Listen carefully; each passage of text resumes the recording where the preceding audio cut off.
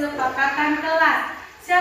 Kelas seperti apakah yang kita mau? Sekarang ini nanti kita bersama-sama membuatnya. Kawan-kawan semua harus bisa berpendapat. Apa yang kawan-kawan inginkan? Coba satu-satu ngomongnya. Ya, kelas seperti apa yang kawan inginkan? Harus membuat keyakinannya. Apa yang pertama tadi berarti? Menjaga kebersihan. Kedua apa lagi? Ibu tulis yang ketiga.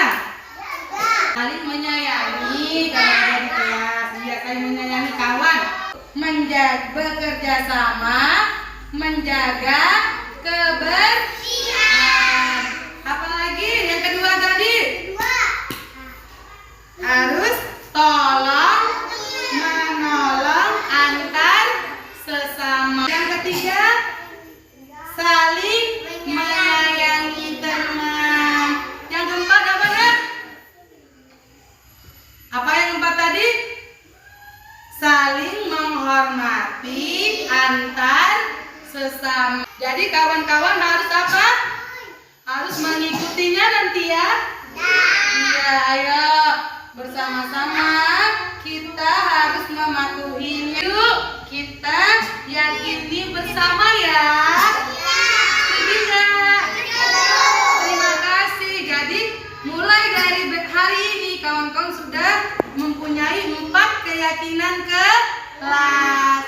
Terima kasih kawan-kawan atas ide-idenya. Bu Guru ucapkan wassalamualaikum warahmatullahi wabarakatuh. Jawaban? Waalaikumsalam warahmatullahi wabarakatuh. Ya, terima kasih dah.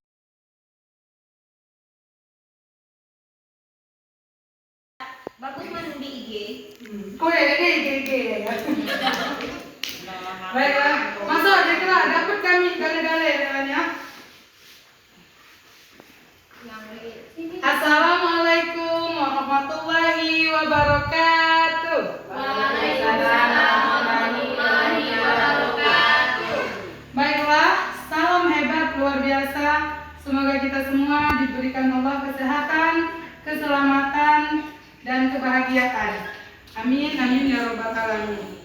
Baiklah, pada kali ini saya ingin mempresentasikan aksi nyata modul 1.4 budaya positif.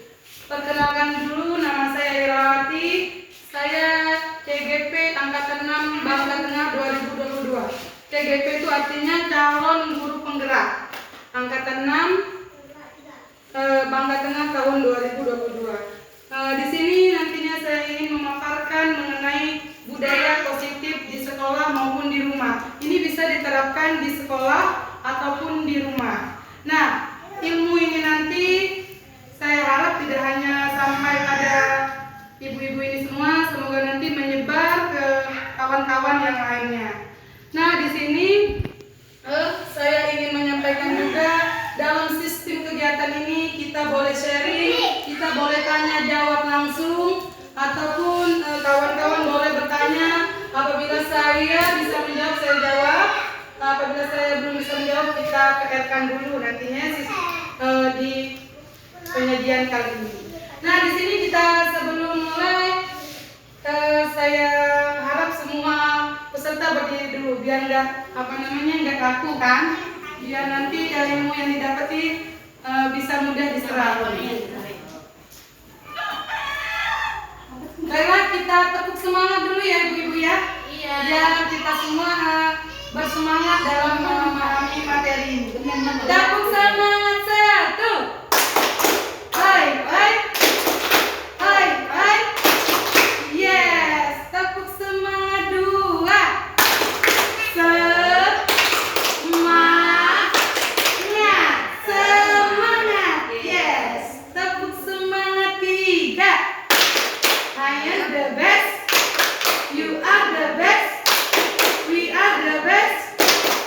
Go, yes. Nah, terima kasih ibu-ibu. Silakan duduk kembali. Baiklah, sebelum kita mulai, alangkah baiknya kita melafazkan basmalah. Bismillahirrahmanirrahim. Next, budaya positif. Next. Sebelum kita memahami materi lebih dalam, marilah kita berpantun bersama-sama dulu ya. Kalau saya baca, teman-teman bilang cakep ya. Oke. Pergi ke pasar membeli durian. Cakep. Tidak lupa membeli kuini. Cakep. Selamat datang saya ucapkan. Cakep. Semoga kita semua dalam lindungan Ilahi. Cakep. Ya baiklah kawan-kawan, karena pantun merupakan budaya Bangka Belitung, yang mana kita sebagai seorang guru harus mampu mewariskan budaya ini kepada anak-anak kita nantinya ya. Nah, di sini ada pertanyaan tematik atau pertanyaan pemandu. Setuju atau tidak? Ini ya. Kita mulai dari buku 1. Hukuman dapat mendisiplinkan anak. Kira-kira ibu-ibu setuju nggak hukuman itu dapat mendisiplinkan anak-anak? Ya, menurut kawan-kawan setuju ya. Kita lanjutkan. Kedua, pemberian hukuman dengan hal positif seperti membaca atau membersihkan halaman sekolah dapat meningkatkan disiplin anak. Setuju nggak ibu-ibu? Setuju ya. Yang ketiga, memberi penghargaan dapat meningkatkan motivasi belajar anak. Kira-kira setuju nggak? Setuju.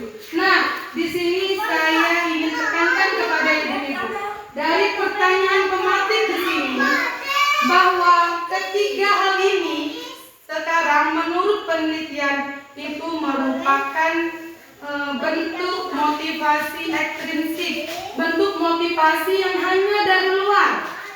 Jadi sekarang dari penemuan yang sekarang, jadi hal-hal seperti ini tidak diharuskan lagi diterapkan di sekolah maupun di rumah. Alasannya kenapa? Hukuman ini katanya dapat mendisiplinkan anak, tetapi tidak. Sebaliknya, hukuman itu dapat menumbuhkan anak kita menjadi membangkang, dapat bukan malah mendisiplinkan, tetapi malah membuat anak itu menjadi anak yang pembangkang. Selanjutnya, pemberian hukuman dengan hal positif seperti membaca atau membersihkan halaman sekolah dapat meningkatkan disiplin anak. Itu juga tidak ya ibu ya.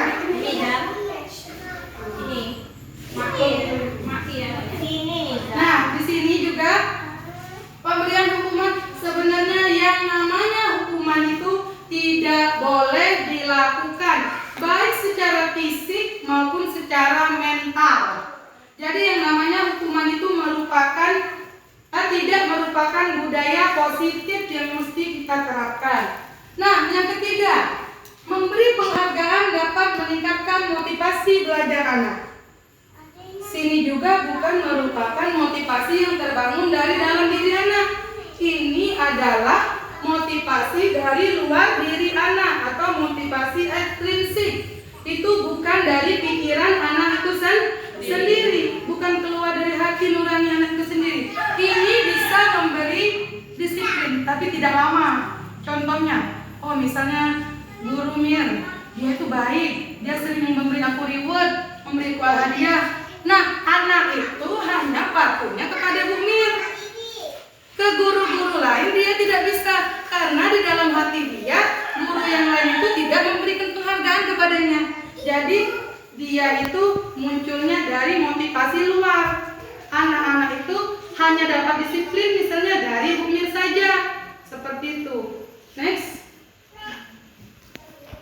Nah, di sini ada beberapa topik pembahasan yang kita bahas pada hari ini. Pertama, disiplin positif dan nilai-nilai kebajikan universal. Yang kedua ada teori motivasi, hukuman dan penghargaan dan restitusi. Ada lagi namanya keyakinan kelas. Ada kebutuhan dasar manusia dan dunia berkualitas. Ada restitusi dan 5 posisi kontrol. Terakhir akan kita pelajari restitusi segitiga atau segitiga restitusi. Baiklah, saya beri pembukaan dulu bahwa disiplin positif dan nilai-nilai kebajikan ini adalah mesti tumbuh di lingkungan kita sendiri. Pertama, kita harus tumbuh di lingkungan keluarga, baru di lingkungan sekolah, dan di lingkungan sekitar anak kita tinggal. Di sini kita harus menerapkan nilai-nilai kebajikan, nilai-nilai kebaikan seperti kejujuran, tanggung jawab, kerja keras, menghormati. Itu merupakan bagian dari nilai-nilai universal. Terus ada teori motivasi, hukuman, dan penghargaan tadi. Di sini kita sebagai seorang guru ataupun sebagai orang tua, kita harus memahami apa sih sebenarnya hukuman itu, apa sih penghargaan itu, dan apa itu restitusi. Nah, di sini saya mau tanya, apakah ibu-ibu sudah mengenal kata-kata hukuman? Hukuman itu menurut kawan-kawan apa? Iya, sanksi yang harus kita berikan karena anak itu tidak menuruti aturan, kan? Kalau penghargaan itu sebagai reward, ya, reward untuk anak didik kita. Kalau restitusi, teman-teman udah kenal dengan kata-kata restitusi, tapi sebelum saya jelaskan lebih dalam, restitusi ini merupakan sikap pendisiplinan yang memiliki kerjasama antara guru dan anak. Di sini nanti kita sebagai guru tidak harus menuruti kemauan kita sendiri. Di restitusi ini nanti ada hubungan antara guru dan anak dalam menyelesaikan suatu problema, suatu kesalahan, seperti itu. Nah, selanjutnya itu ada keyakinan kelas. Di sini nanti di dalam materi ini saya akan membagikan apa sih keyakinan kelas itu, bagaimana sih kita dapat membuat keyakinan kelas. Nanti akan saya jelaskan. Terkunci ya? Slide selanjutnya. Terkunci ya? Nah, selanjutnya akan saya jelaskan kebutuhan dasar manusia dan dunia berkualitas. Apa maksud kebutuhan dasar manusia? Kebutuhan dasar manusia itu nanti ada meliputi beberapa hal yang akan saya jelaskan di dalam slide selanjutnya. Terus ada namanya 5 posisi kontrol. Jadi kita seorang guru ataupun orang tua harus memahami 5 posisi kontrol untuk mengontrol anak-anak didik kita, untuk mengontrol anak-anak kita di rumah, agar mereka itu dapat berdisiplin sesuai dengan motivasi yang ada di dalam dirinya, bukan motivasi dari luar ataupun penghargaan yang ingin dia dapati, seperti itu. Next, Bun. Nah, disiplin positif. Kita masuk ke apa makna disiplin positif? Yaitu belajar kontrol diri dengan menggali potensi kita agar tercapainya tujuan mulia, yaitu sesuatu yang menjadi seseorang yang kita inginkan berdasarkan nilai-nilai yang kita hargai. Jadi makna disiplin ini sebenarnya untuk kontrol diri, kontrol dari dalam diri kita sendiri untuk mencapai suatu tujuan yang mulia. Nah, di sini seseorang apabila ingin melakukan disiplin ini harus memahami nilai-nilai yang kita hargai seperti tadi. Let's go. Nah, ada beberapa nilai-nilai kebajikan. Nilai-nilai kebajikan adalah sifat positif manusia. Jadi nilai kebajikan itu sifat-sifat positif manusia. Berarti bukan sifat negatif. Yang ada adalah sifat positif yang ada pada diri seorang manusia yang merupakan tujuan mulia yang ingin dicapai setiap individu. Jadi nilai-nilai tersebut bersifat universal. Apa maksudnya universal? Menyeluruh, dipahami. Misalnya dalam anggota sekolah ini dia memahami atau mengambil nilai-nilai tersebut yang diterapkan bersama-sama, seperti itu. Baik itu di sekolah maupun itu di keluarga, yang merupakan komitmen kita. dalam suatu kelompok ataupun suatu organisasi seperti itu. Dan lintas bahasa, suku, bangsa, agama maupun latar belakang. Jadi nilai itu bersifat umum, bersifat misalnya menyeluruh, tidak terbatas oleh bahasa, suku, bangsa, dan latar belakang seseorang seperti itu. Jadi setiap perilaku atau perbuatan memiliki suatu tujuan menurut Dr. William Glasser pada teori kontrolnya. Yang selanjutnya, dengan mengaitkan nilai-nilai kebajikan yang diyakini seseorang, maka motivasi intrinsik akan terbangun. Perlu saya tanyakan kembali ibu-ibu, tadi motivasi intrinsik tadi apa? Kita di sini sharing aja ibu-ibu ya. Kita langsung tanya jawab ataupun misalnya yang tidak mengerti langsung tanya saja. Tidak ada kesenjangan. Pokoknya kita sama-sama belajar, kita sharing di sini. Motivasi intrinsik tadi adalah motivasi yang tumbuh dari diri seseorang tanpa adanya paksaan seperti itu. Tanpa siapapun yang memaksa. Tanpa misalnya dia melihat hukuman. Kalau saya tidak melakukan itu, apa ya hukumannya? Kalau saya nanti juara, apa ya penghargaannya? Itu bukan merupakan motivasi intrinsik. Motivasi intrinsik itu ialah dia timbul dari diri saya. Saya ingin melakukan hal itu karena saya ingin belajar, karena saya ingin maju. Bukan hal-hal yang iming-iming lain. Nanti misalnya seperti guru penggerak, siapa yang nanti mau jadi guru penggerak? Bisa naik kepala sekolah, bisa sertifikasi, bisa. Itu merupakan contoh motivasi ekstrinsik, motivasi dari luar. Tapi kalau motivasi intrinsik ini adalah dari dalam hati kita sendiri, kita harus berkeyakinan dalam hati kita, hal-hal baik itu harus kita lakukan. Contohnya seperti tadi, kita harus menjadi pembelajar sepanjang hayat. Itu contohnya. Motivasi yang ada dalam diri kita, bukan melihat aku nanti bisa dihukum, aku nanti bisa dapat penghargaan, melakukan ataupun tidak melakukan hal tersebut. Jadi di sini kita harus mulai dari diri sendiri. Selanjutnya, dengan mengaitkan nilai-nilai kebajikan yang diyakini seorang, maka motivasi intrinsiknya akan terbangun, sehingga menggerakkan motivasi dari dalam untuk dapat mencapai tujuan mulia yang diinginkan. Itu menurut Dian Gosen. Jadi sesuatu nilai-nilai itu untuk dapat membuat motivasi intrinsik kita terbangun seperti itu dari nilai-nilai kebajikan tadi. Terus ada nilai-nilai kebajikan yang ingin dicapai oleh setiap anak Indonesia, kita kenal dengan profil pelajar Pancasila. Sekarang kan tengah maraknya kurikulum merdeka. Di sini kan dikenal dengan profil pelajar Pancasila. Apa sih sebenarnya isi dari profil pelajar Pancasila itu? Ada nyanyinya, tapi saya karena nggak bisa bernyanyi, jadinya nggak pakai nyanyian ya. Gimana nyanyiannya Bunda Yanti? Kami yang profil Pancasila itu ada kan lagunya?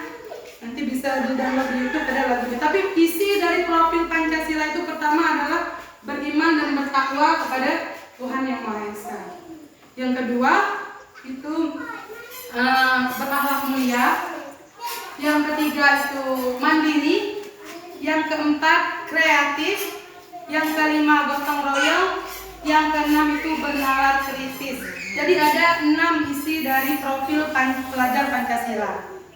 Belajar Pancasila, beriman dan bertakwa, berakhlak mulia, mandiri, dan bernalar kritis. Itu contoh sepenggal lagunya itu kan. Nah di sini beriman bertakwa kepada Tuhan Yang Maha Esa, ini tadi ya isi dari profil pelajar Pancasila. Yang pertama itu anak didik kita mesti kita beriman, bertakwa kepada Tuhan Yang Maha Esa, dan berakhlak mulia. Terus mandiri, anak didik kita ataupun anak kita di rumah kita biasakan untuk mandiri. Terus bernalar kritis, apa sih yang bernalar kritis? Bernalar kritis ini dimana seorang anak atau seorang manusia berbagai masalah yang dihadapinya. Harus memiliki pikiran dalam pemecahan masalah, itu yang disebut dalam bernalar kritis. Contoh kalau anak TK, misalnya kita berikan puzzle kan, coba tolong susun ini. Nah dari situ kita bisa melatih anak untuk bernalar kritis. Gimana nanti biar puzzle ini tersusun dengan bagus misalnya, ataupun main mes, ataupun apa, itu melatih anak-anak kita untuk bernalar kritis. Pemikiran itu jauh, pemikiran itu mampu untuk memecahkan suatu masalah. Sama seperti kita orang dewasa. Oh misalnya seperti ini, duitku lagi 100.000, beras udah deh, bumbu udah deh, lauk udah deh.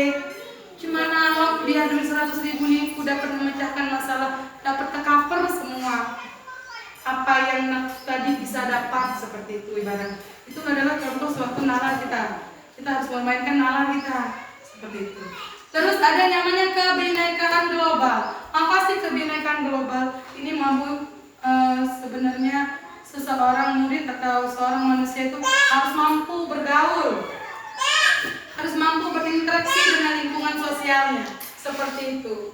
Terus ada lagi gotong royong. Nah, dalam bergotong royong ini banyak hal-hal yang dapat kita ambil. Adanya kerjasama, adanya silaturahmi, dan adanya pokoknya kebersamaan itu menyatu sebagai individu yang bermasyarakat, sebagai individu yang majemuk, seperti itu. Terus kreatif. Apa sih kreatif? Kreatif ini adalah misalnya merupakan, misal kita dapat membuat suatu karya atau dapat menemukan ide-ide baru, seperti itu. Kita harus kreatif menghadapi zaman, seperti itu. Jadi anak-anak kita ini dalam profil belajar Pancasila kita bekali sekian dari ini, mesti kita bekali untuk agar mereka selamat dunia dan akhirat. Ya menurut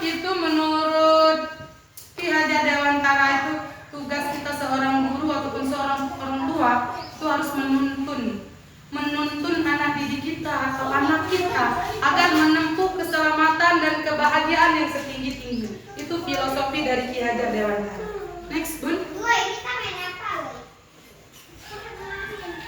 Ini ada teori motivasi perilaku manusia. Ini untuk menghindari dan ketidaknyamanan, apa yang terjadi apabila saya tidak melakukannya? Itu contoh pertanyaan dalam hatinya kan? Untuk mendapatkan imbalan dari seseorang lain atau institusi, apa yang akan saya dapatkan apabila saya melakukannya? Terus, untuk menghargai diri sendiri, saya akan menjadi orang yang seperti apa bila saya melakukan? Dari pertanyaan-pertanyaan ini merupakan motivasi, termasuk dalam motivasi intrinsik, ekstrinsik, dan intrinsik. Jadi apabila kita itu ibaratnya hanya mengharap imbalan, kita melakukan sesuatu, mengharap penghargaan, ataupun kita takut atas hukuman bila kita tidak melakukan sesuatu, itu baru termasuk dalam motivasi apa tadi kawan-kawan?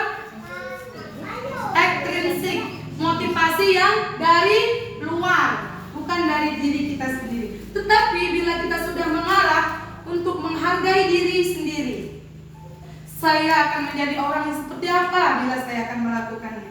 Jadi apabila kita sudah dapat menghargai diri kita sendiri untuk melakukan sesuatu itu, bukan untuk mendapat bukan untuk mendapat penghargaan atau bukan karena takut atas hukuman, itulah baru diri seseorang itu memiliki motivasi dari dalam atau motivasi intrinsik.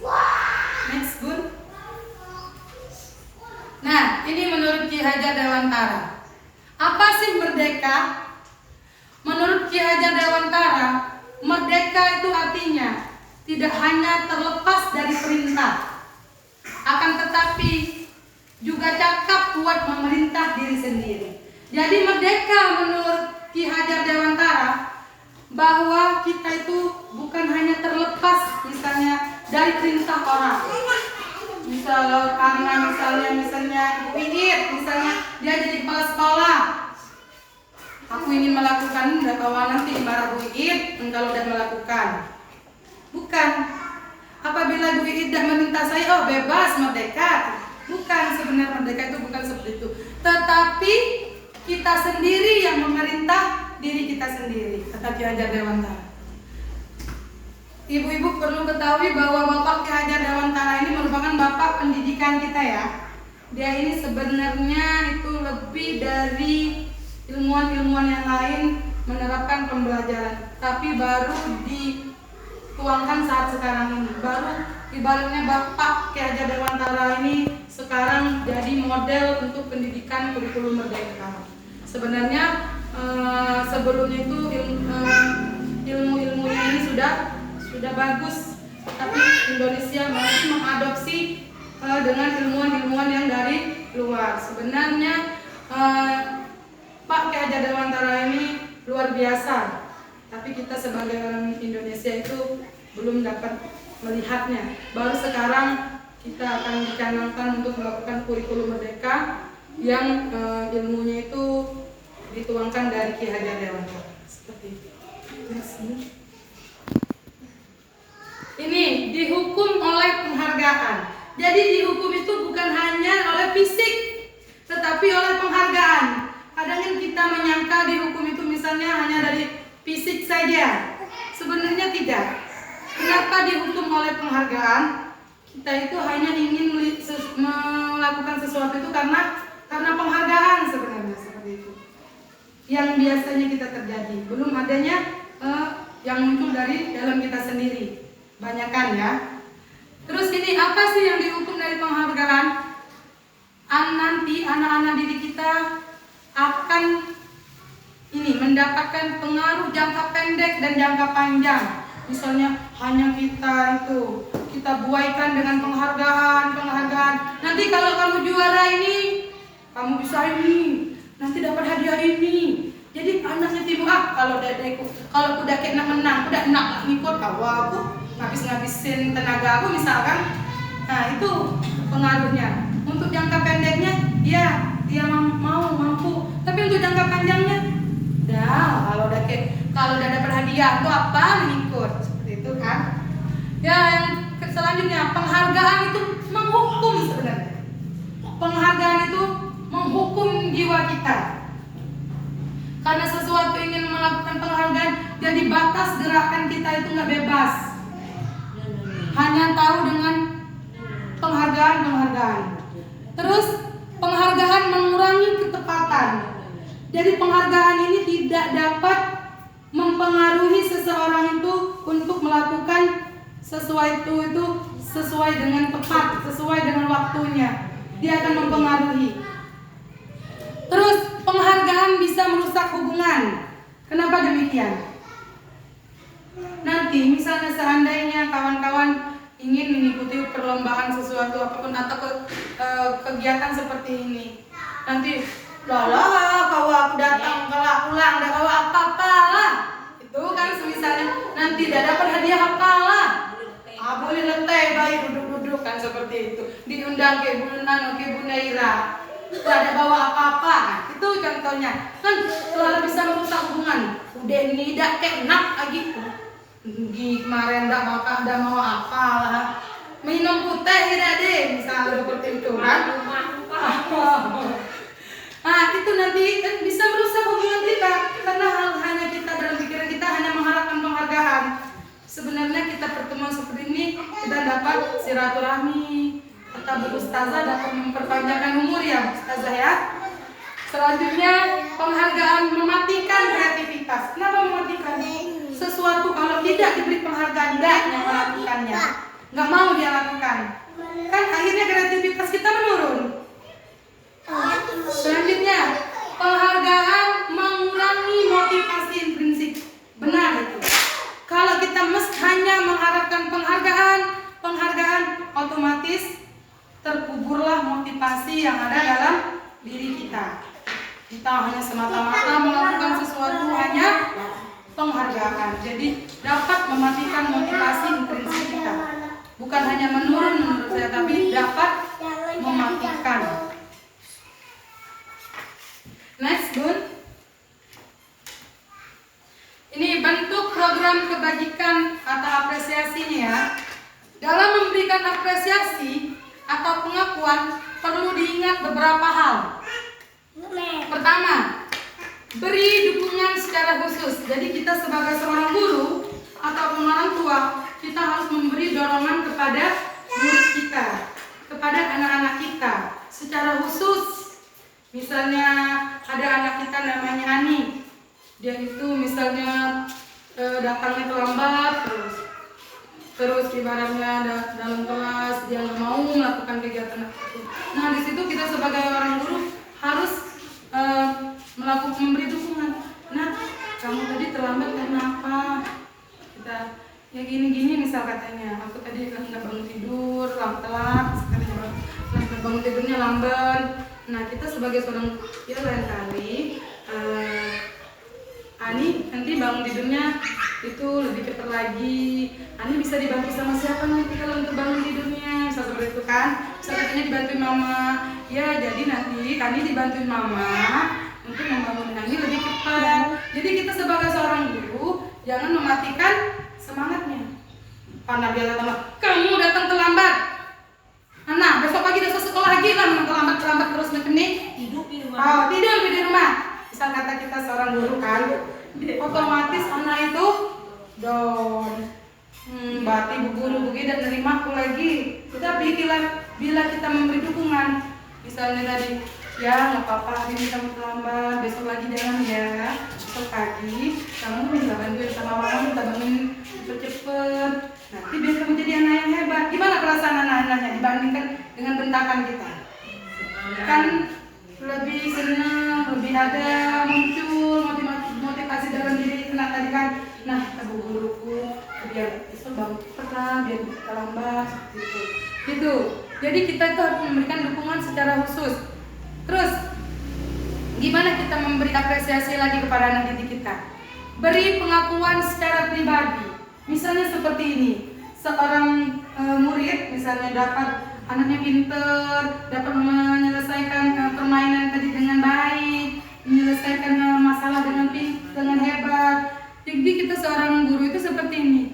Wah, bagus sekali ya hasil karyanya si Dede. Ibu sangat bangga sekali loh. Ini dengan hasilnya luar biasa, kamu hebat. Ibu muncul dalam diri hati ibu guru kepadamu untuk memberikan apresiasi kepada kamu. Kamu luar biasa sekali, nak. Selanjutnya nanti kamu pertahankan ya, ataupun kamu lebih tingkatkan lagi. Kata kita seperti itu. Kita ngaku bahwa anak itu memang bagus. Jangan jajak karena kita bilangnya udah bagus, sesuai ya. Nah, seperti itu. Jadi kita tuh walaupun dia itu nggak bagus, menurut hati kita nggak bagus sama sekali, tapi kita sebagai seorang guru jangan seperti itu. Apabila dia sudah mampu menyelesaikannya, kita alhamdulillah, kita beri apresiasi kepadanya. Aku sebagai diri kita sendiri, menurut ibu bagus banget nih, seperti itu. Jadi muncul untuk kedepannya dia akan itu lebih bagus lagi. Bukan hanya kita beri penghargaan. Nah, dari kegiatan ini karena kamu bagus, ibu beri hadiah permen ya, ibu beri hadiah uang ya. Itu bukan. Itu namanya penghargaan. Kalau pengakuan beda dengan penghargaan. Pengakuan ini cukup dari hati kita dan dapat menumbuhkan motivasi intrinsiknya. Kalau penghargaan itu merupakan motivasi ekstrinsik yang ada dari luar. Terus beri pengakuan kepada semua murid secara bergantian. Kita sebagai seorang guru tidak boleh katanya pilih kasih, mentang-mentangnya ya anak orang kaya, mentang-mentangnya ya baknya pejabat, misalnya.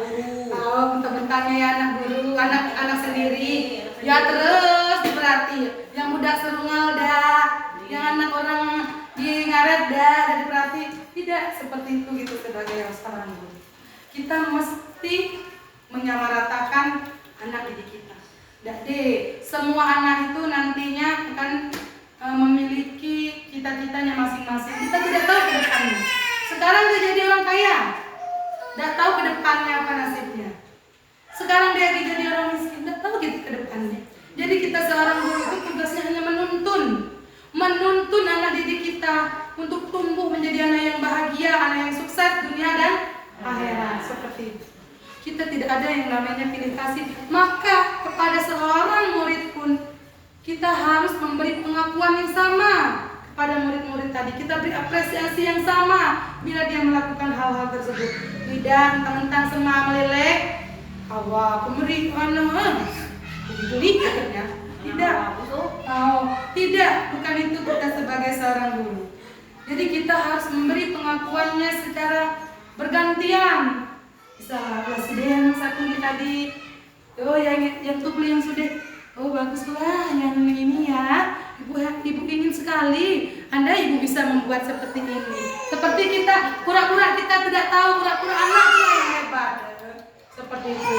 Kita harus memberikan apresiasi kepadanya. Terus kita berikan pengakuan secara konsisten. Artinya jangan hari ini mentang-mentang tadi ku dapat ilmu dari guru penggerak. Hari ini jadi neraka pagi dosa. Ibu-ibu pulang. Tadi kalau disampaikan ke Bunda Ira materinya sok anak pernah nyubel hari ini. Sok pagi dosa lagi bisa seperti itu. Sok pagi kawah namanya ke budak. Nah caca-caca dia misalkan dibangga-bangga dan diberi apresiasi. Tidak, harus berlanjutan, harus konsisten. Sama juga kita seorang ibu di rumah, kita harus konsisten. Kita terkadang ngomongnya kita di rumah itu karena kesibukan, karena tuntutan kan, jadinya kita kurang perhatian kepada anak-anak kan. Seperti itu, saya akui pokoknya. Apalagi sekarang saya itu tidak dapat memberikan apresiasi. Bukan apresiasi yang saya dapatkan, tetapi kebalikannya. Sekarang ini yang didapatkan anak saya. Karena apa? Karena kita lelah. Sebenarnya hal itu tidak boleh terjadi. Terus fokus pada proses. Jadi kawan-kawan kita itu fokus pada kegiatannya. Contohnya kita melakukan kegiatan apresiasi ini pada saat mereka melaksanakan proses kegiatan. Misalnya kalau di sekolah dia lagi misalnya pembelajaran menuang air. Jangan setelah menuang air tadi baru nyebutnya bagus. Pas dia lagi proses belajar menuangin air misalnya dalam botol. Wih pinter gen abu gurunya. Fokus di menuang air jadi haben tumpah. Jadi kita berikan pada saat itu juga. Jangan kita tunggu-tunggu nanti kita lupa mengapresiasi. Pada saat proses itu terjadi. Terus next Bun. Ini contoh pengakuan atau apresiasi kebajikan. Contoh kalimat yang kita gunakan. Kemarin saya perhatikan rasa empatimu besar sekali pada saat menolong murid baru di kelas kita. Ini contoh bahasa kita untuk memberikan apresiasi kepada anak tadi. Kemarin saya perhatikan, misalnya ini kalau kita sebagai seorang guru kita coba. Kemarin Bu Guru perhatikan rasa empatimu besar sekali pada saat menolong murid baru yang di kelas. Terima kasih ya kamu sudah memiliki empati yang besar, empati yang tinggi. Seperti itu contohnya. Selanjutnya, saya menghargai kepedulianmu pada saat kamu membantu teman-temanmu di tugas kelompok. Kan misalnya kan dia sudah mampu berkolaborasi dengan kawan, mampu membantu teman-teman, kita beri juga apresiasi. Misalnya Bu Guru sangat menghargai kepedulianmu Robi misalnya, karena kamu sudah mampu membantu teman-temanmu, luar biasa sekali kamu. Nah seperti itu misalnya contoh kalimatnya.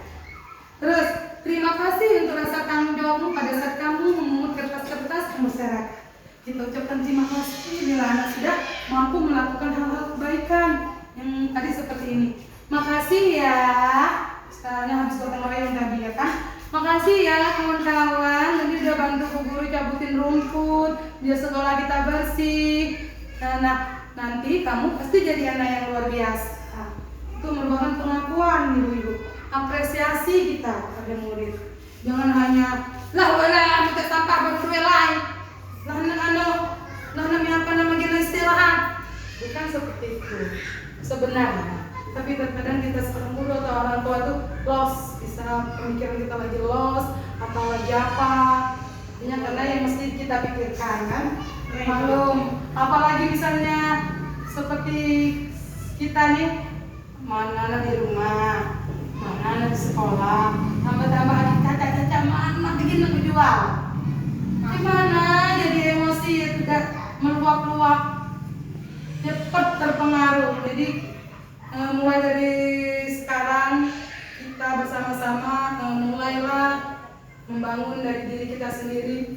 untuk saling selalu menghargai anak kita. Kadang kita di rumah, saat kita lele-lele, labu bumbu, labu ikan asin, misalkan habis ngoreng ikan asin, asal anak kita nanya, Ma, ini apa gimana? Lah, lo, ini pun banyak gawi. Iya kan? Sering kan? Sebenarnya tidak boleh. Apa nak? Sekarang nih, mah ada ngumpah. Apa namanya nanti ya? Atau apapun ibu anu mak dengar lu apa yang mau nanti ditanyakan. Salah kita di rumah kan. Jadi jangan langsung kita marah. Salah kita bertanya, Ma, ngapa gilangnya dia bertiang? Nuan, man kita tanya ya. Tahu bertanya dan pun jate kata kita. Sebenarnya jangan. Kalau kita jawab semampu kita. Mungkin kita jangan bentak mereka. Soalnya bila kita membentak mereka, insya Allah nantinya juga dia membentak. Setelah kita tanya, tadi yang apa gawe ki? Lama sebut ge. Nah, itu balasannya. Jadi kita sebagai seorang guru harus mampu bersikap bijak kepada murid-murid kita. Next, Bun. Ini perlu kita ketahui bersama perbedaan hukuman dan konsekuensi. Hukuman itu adalah sesuatu yang menyakitkan harus terjadi. Benar anak beda diberi hukuman. Jadi dia merasa tersakiti oleh kita yang memberi hukuman. Terus anak itu membuat anak kita sakit fisik maupun mentalnya bila kita beri hukuman. Untuk jangka waktu yang lama, sebenarnya anak yang kita beri hukumannya dendam kayak kita. Hanya beda ditakut karena jadi kecil. Kalau takut ngelawan, sebenarnya dendam kayak kita ya. Kok bener-bener makut tadi. Nyongin tahu kok baru-baru. Tapi nada berani ngelawan kita, loh Mas. Tunggu suatu saat nanti. Tunggu suatu saatnya pola besar lah. Salma ada baca ngapa-ngapa lagi. Nah, iyalah. Nah, seperti itu sebenarnya hukuman. Terus anak membenci kedisiplinan. Anak-anak nanti tidak suka akan aturan, tidak suka atas kedisiplinan. Sering-sering kita bukan malahnya takut, bukan malah dia itu menjadi anak disiplin, malah dia akan menjadi anak yang memberontak suatu saat nanti. Kita kan tidak tahu. Loh. Nah, terus hukuman itu merupakan paksaan. Jadi paksaan di mana itu kita sendiri, kehendak kita sendiri. Sebenarnya dia itu anak itu tidak menerima. Terus anak belajar menyembunyikan kesalahan. Anak yang sering dihukum punya baca, berulah, berbohong. Misalnya takut, misal seandainya pun nih marah kalau ada penilai kecil, misalnya contoh misal ada urusan ulang. Zan, tadi tidak dapat berapa? Dapat kecil lah. Dah mak, tadi bagus. Nah, mana hasil laude di kantor. Kalau tengok telur dada. Oh, kan terus tengok di kantor ada jadi apa pelajaran ayah. Dia kan mampu berbohong, mampu itu menyembunyikan kesalahan. Itu anak yang dia takut akan hukuman. Dia akan mampu berbohong. Contoh misal kalau anak kita sudah dewasa, maaf ini ngomong. Misal dia sering-sering keluar malam, keluar apa, kita sering ngantang-ngantang. Ki, tidak usah keluar malam, lagi betunang sekapot-kapot kata kita kan. Asal kita keluar malam kok kerengge kok malahan anak keluar malam lagi anak nyube. Ini ada takut, sembunyi-sembunyi, keluar cacat-cacat made, asalnya keluar malam. Mak kok ngerja PR-nya, silakan lagi betunang. Nah dia baca menyembunyi itu. Apa namanya menyembunyikan kesalahan, baca berbohong, maksudnya pinter anak yang sering kita hukum tuh. Terus mendorong anak menyakiti diri sendiri. Jadi kalau biasa kan, kalau misalnya kita sering hukum anak kita kan, dia jadi menghukum diri sendiri. Ngapain itu bagaimana gitu nih? Nah, belum ketahuan lagi, nggak boleh tahan gila hidup nih katanya kan. Dengan mentalnya rusak, dia dapat menghukum diri sendiri. Ataupun minta jangan dari hukuman ini. Anak-anak minta down, bunuh diri. Nggak takut atas hukuman ini. Jadi kita sebagai orang tua harus mampu mengimbangi. kita sebagai guru. Akan menimbulkan konsep diri yang buruk. Dia merasa anak itu sering dihukum, dia merasa dia benar lagi baik, orang jahat, orang yang tidak benar. Dia tuh merasa bahwa dirinya itulah buruk dan dia lagi arti di mata masyarakat atau di mata orang-orang lain. Itu sifat bila dia dihukum.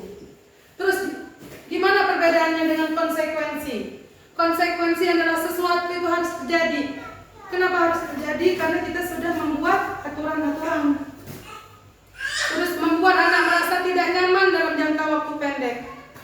Anak itu tidak, kalau kita beri konsekuensi dia tidak nyaman. Terus anak itu akan membenci juga kedisiplinan.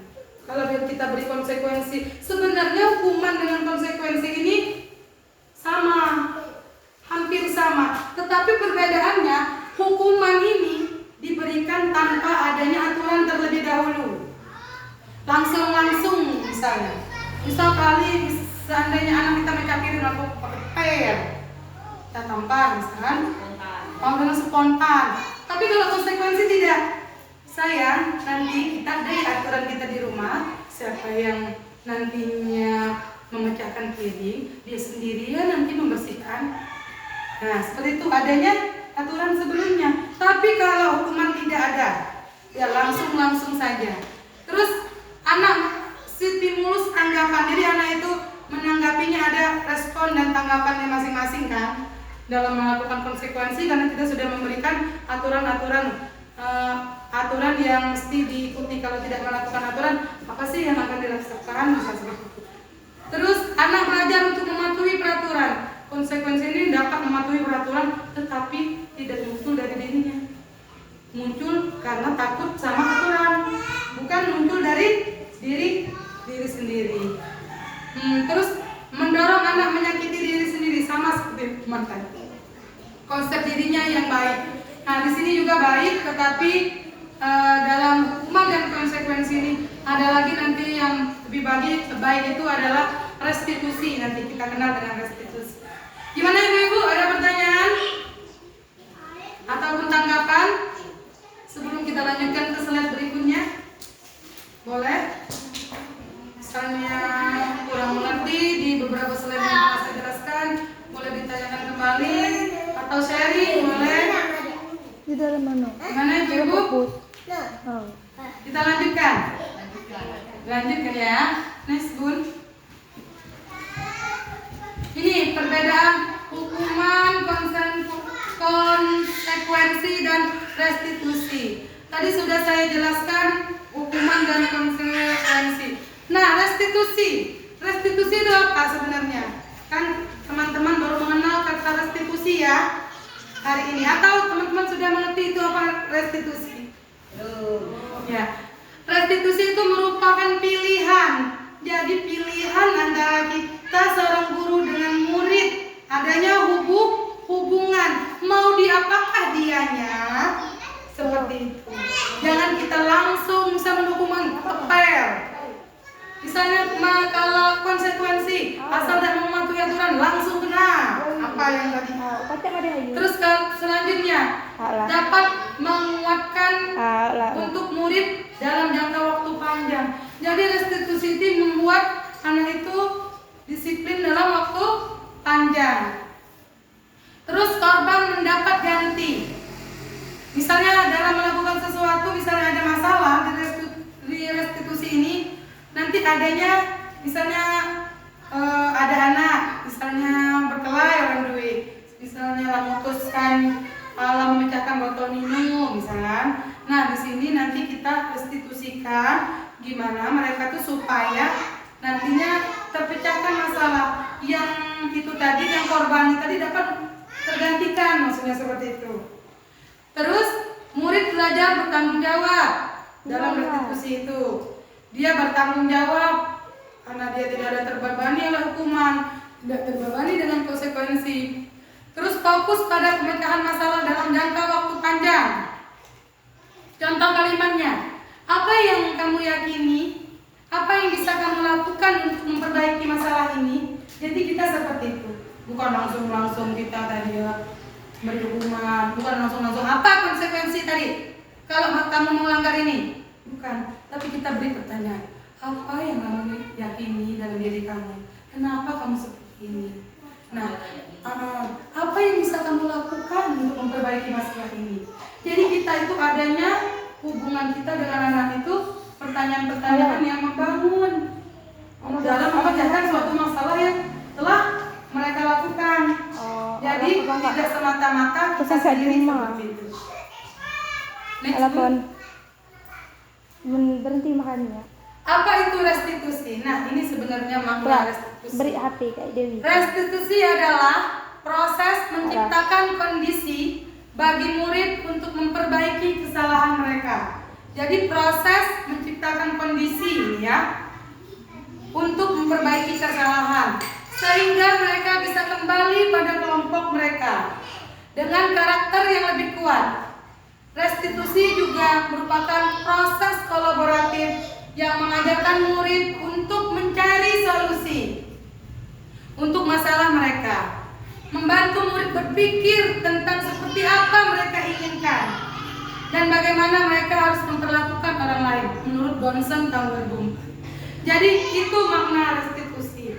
Restitusi inilah suatu keadaan kita untuk dapat memecahkan masalah murid dengan adanya hubungan timbal balik murid dengan kita. Seperti itu. Mereka itu dapat melakukan kolaborasi, mencari solusi, misalnya antara kedua anak tadi. Gimana solusinya? Kalau sudah terjadi seperti ini, seperti itu kan? Bukan langsung kita hakimi. Kamu harus seperti ini, tidak. Tetapi dari hubungan tersebut kita dapat mencari solusi bersama. Seperti itu. Bedanya restitusi dengan hukuman ataupun konsekuensi. Gimana ibu-ibu? Apa sudah misalnya restitusi ini perlu ditanyakan? Mengerti maksud dari restitusi kan? Jadi saya ulangi kembali, restitusi ini misalnya proses pemecahan masalah. Kita memecahkan masalah kepada anak. Misalnya dia berkelahi ya, kita tanya dia. Seperti kata-kata tadi apa sih? Ini di dalam kelas kita. Misalnya seperti itu. Adi. Ini sudah saya buat video kemarin dengan bersama Bu Mir. Sudah saya contohkan. Kami nih pulang, nyari apa ngambil menyanyi ikutku, kosok lagi pulang. Udah aku suruh ikutku karena adik kau suruhnya beda lagi. Nih ada ciri-ciri restitusi. Alah, kalau baca mawanya pulang kemana? Bukan untuk menebus kesalahan. Allah. Kita tadi ya memecahkan solusi. Nyala makan tapi lah. Namun untuk belajar dari kesalahan. Alah pun. Jadi anak-anak kita dari permasalahan yang dia buat bukan semata-mata untuk menebus kesalahannya, tetapi dari kesalahan itu dia akan belajar untuk membuat sesuatu yang lebih baik. Seperti itu. Terus kalau restitusi ini memperbaiki hubungan, misalnya antar dua anak tadi berantem, bukan kita misalnya kalau hukuman kan langsung menghakimi yang salah kan, tapi kalau restitusi tidak, nanti hubungan antara anak satu dan anak ini terjalin dengan baik kembali. Coba seandainya kita beri hukuman, anak tadi lah nganggu kawannya tadi, terus kita beri pok, kita tampar katanya, gimana perasaannya tadi? Makin marah kan dengan kawannya tadi, dengan kawan lawannya berantem tadi. Tapi kalau restitusi tidak, makin memperbaiki hubungan karena masalah ataupun solusinya tadi mereka temukan bersama-sama. Terus ini tawaran bukan paksaan. Jadi sesuatu ini tawaran. Kalau kita melakukan, misalnya kita sebagai seorang guru itu menawarkan, jadi kira-kira gimana nih masalah ini? Kira-kira bagaimana cara memecahkan masalah yang kalian buat seperti ini? Itu bukan langsung kita yang memberikan paksaan. Pukul pukul lagi, sok lagi, menaknil ketika lagi, dia usah sekolah lagi. Ibu udah kawat nih kepala ibu. Itu kan paksaan. Kalau tawaran tidak, mereka sendiri nanti ya yang akan bisa memecahkan masalah. Terus restitusi itu menentukan untuk melihat ke dalam diri. Jadi restitusi itu keluar dari dalam dirinya sendiri tanpa ada paksaan. Kelima, restitusi mencari kebutuhan dasar yang mendasari tindakan. Apa sih kebutuhannya? Kadang anak-anak itu melakukan sesuatu karena ada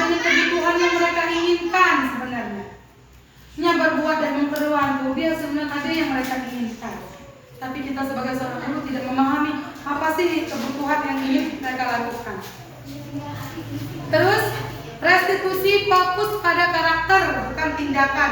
Jadi restitusi itu memperbaiki karakter, bukan langsung melakukan itu tindakan yang tidak sebaiknya.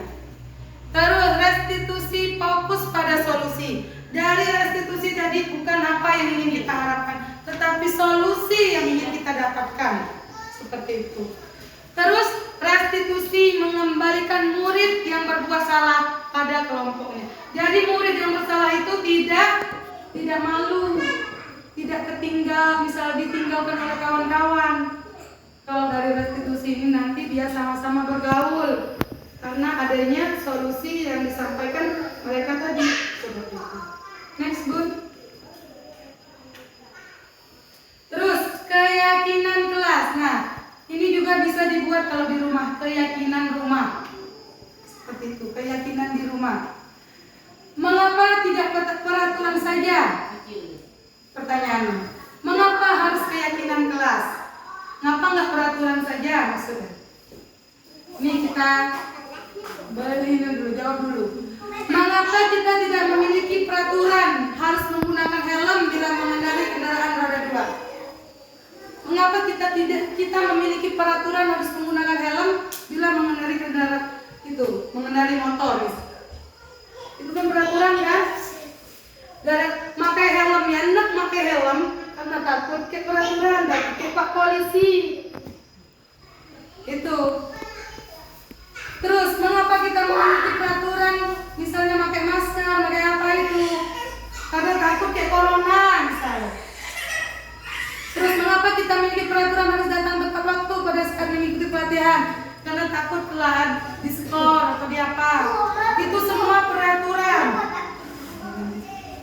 Terus di sini untuk mendukung motivasi intrinsik kembali ke nilai-nilai keyakinan. Lebih menggerakkan seseorang dibandingkan mengikuti serangkaian peraturan. Berarti apabila dia peraturan itu hanya untuk ibaratnya kita melakukan sesuatu itu hanya takut dengan aturan kalau peraturan.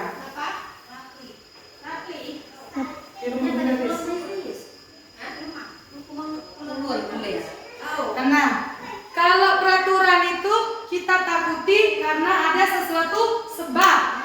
Tapi kalau keyakinan kelas ini tidak muncul dari dalam kita sendiri. Kita berkeyakinan. Saya berkeyakinan bila saya memakai helm, saya akan selamat bila saya kecelakaan. Misalnya, saya berkeyakinan bila saya mematuhi peraturan 3M, saya akan menjadi orang yang sehat, menjadi orang yang bersih. Berarti keyakinan itu muncul untuk kita sendiri, bukan takut sama peraturan.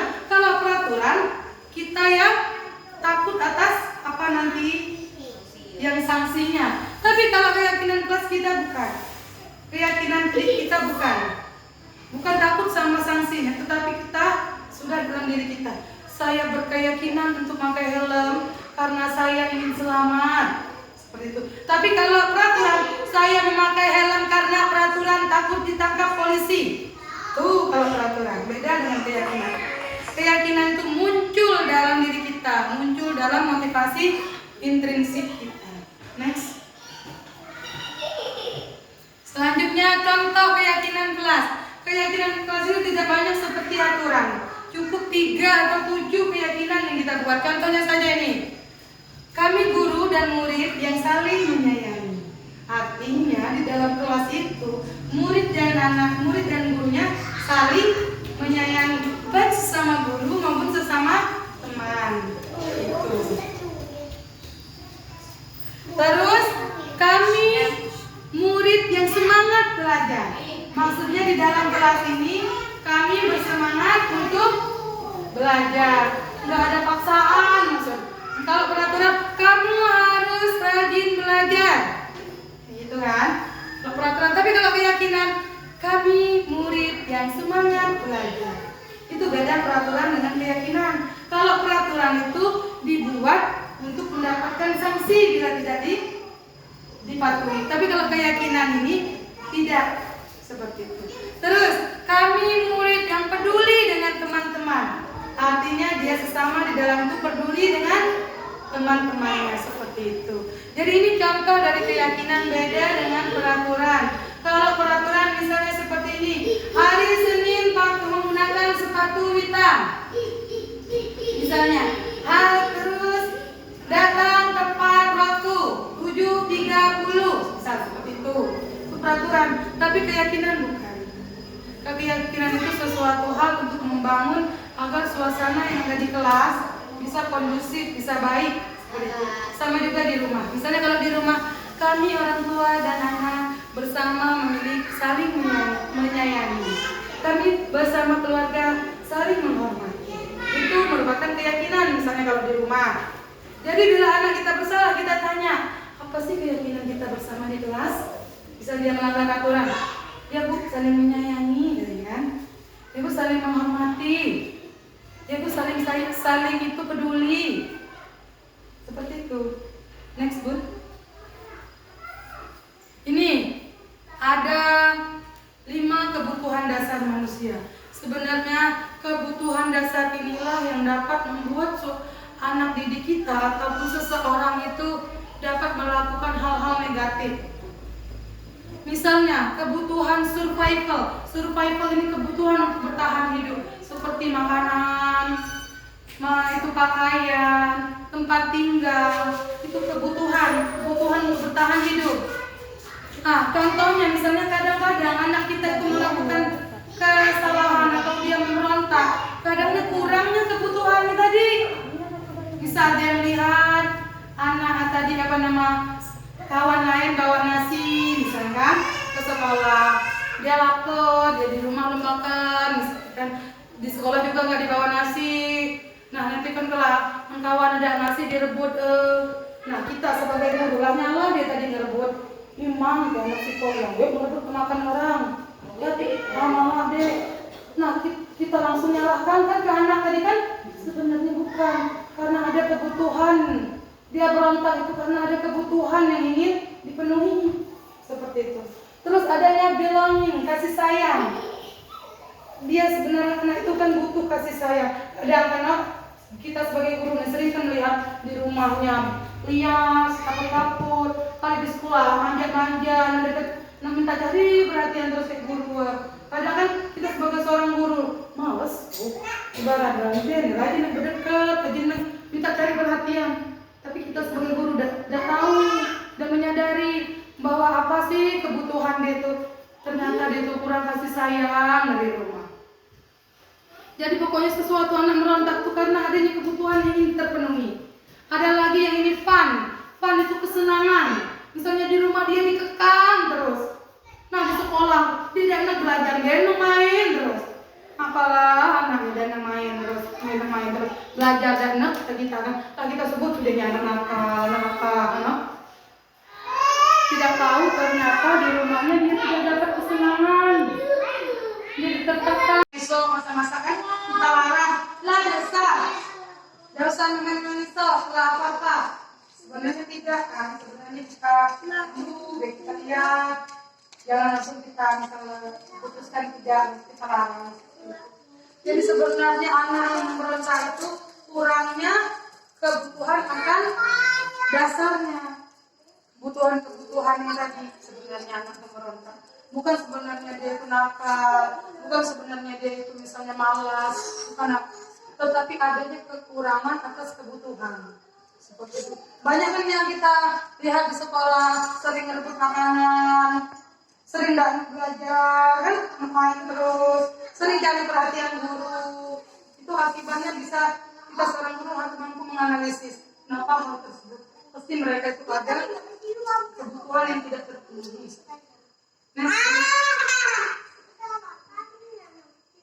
Terus ini tadi 5 posisi kontrol. Sebagai seorang guru atau seorang tua, ini ada 5 posisi kontrol. Pertama ada penghukum. Yang saya sampaikan tadi, gimana penghukum? Penghukum itu langsung, bukan ada tanya kali gitu orang itu langsung dihukum.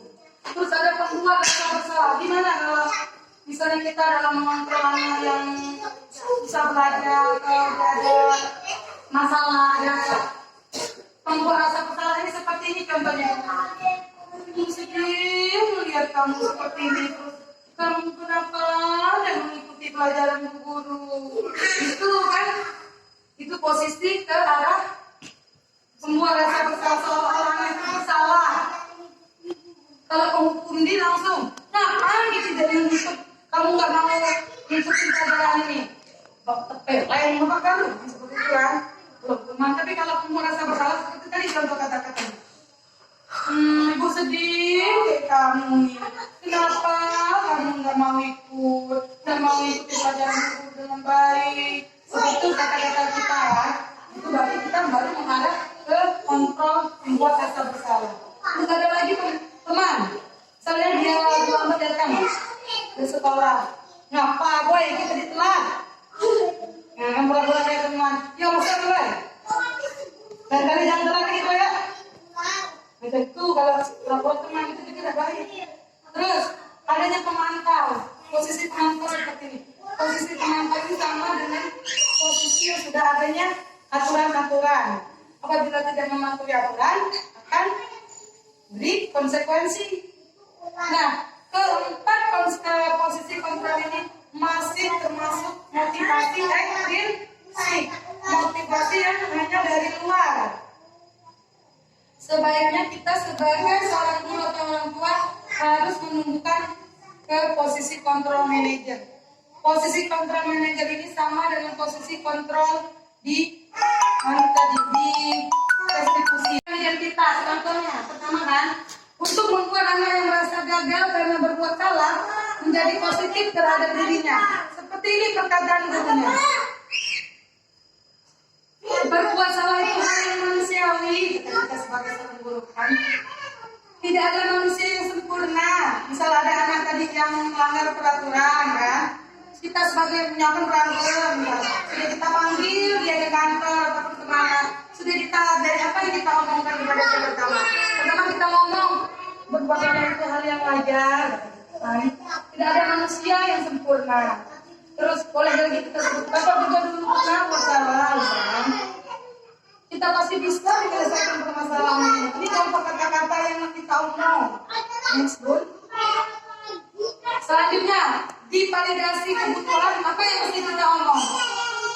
Kamu bisa saja melakukan hal yang lebih buruk, tapi kamu tidak melakukannya. Kita membuat biar dia itu kebutuhannya terpenuhi. Kita tidak langsung menyalahkannya kan? Tapi kita buat seperti ini. Kamu pasti punya alasan mengapa melakukannya. Kan buat anak-anak itu cerita kan? Cerita ngapain yang mau ngajin tadi. Kok langsung kita kan? Nah terus boleh kita tanya lagi. Kamu boleh tetap berusaha menjaga sikap itu. Tapi tambahkan sikap yang lain, yang lebih baru, yang baik. Seperti itu kata-kata kita. Selanjutnya, menanyakan keyakinan. Seperti ini kita sebagai guru. Apa nilai yang kita percaya dalam kelas? Setelah kita ngomong baik-baik, kita sudah stabil, sudah kebutuhan ini sudah kita penuhi. Terus kita selalu harus menanyakan keyakinannya seperti ini. Apa nilai yang kita yakini? Kan kita sudah buat keyakinan kelas. Misalnya, anakku saling menyayangi. Nah, kalau seperti itu, nilai-nilai yang mana yang kita sepakati? Misalkan dia ngomong menyayangi, pasti boleh nggak kan dilakukan kan seperti itu. Terus kita tanya lagi, kamu ingin jadi anak seperti apa? Kan setelah itu barulah kan timbul pemecahan masalah. Kalau kamu mau jadi anak seperti ini, jadi gimana solusinya? Seperti itu kan, adanya hubungan kita kepada murid untuk mencari solusi atas itu tidak positifan ya. Next, Bun. Ya udah.